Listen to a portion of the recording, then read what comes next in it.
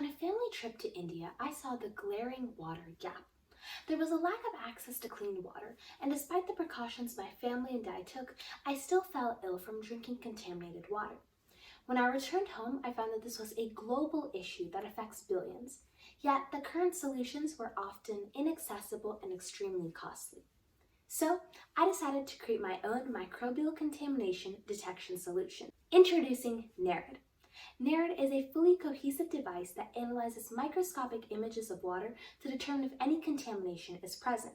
It has three main systems: the imaging system, the AI processing, and the transmission system. Beginning with the imaging system. As I didn't have access to a traditional laboratory environment, I decided to use non-toxic microbes.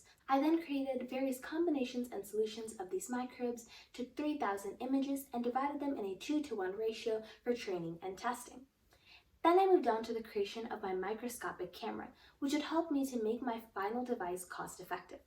For this, I decided to use a Raspberry Pi camera, a 40 magnification objective lens, and a 10 magnification optical lens, which would be able to create a microscopic camera that would constantly take images of the water sample and send it to the AI processing for analysis.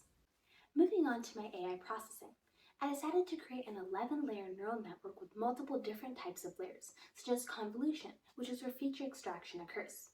I then selected a stochastic gradient descent algorithm and a 0.01 learning rate, all of which combined made me a neural network that had a training accuracy of approximately 94.3, a testing accuracy of 98.13, and an F-score or recall rate of 94.25. Lastly, we had my transmission system. The transmission system was how I would be able to have my device communicate from the water pipe, which is where it's located, to the actual water plant. This would facilitate that movement of information. And in order to do so, I had a bit of research that I had to do. And I discovered about the LoRa, or long-range radio technologies, which are able to transmit small amounts of information over long distances, meaning it would be perfect for the device that I was trying to create. In my final end-to-end flow, I would have my microscopic camera, which would take an image of the water sample at regulated intervals.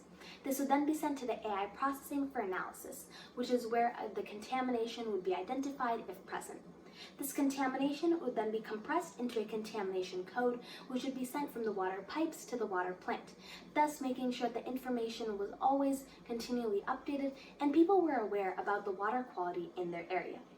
In the end, with NARID, I truly believe that we can change the world, simply one water droplet at a time.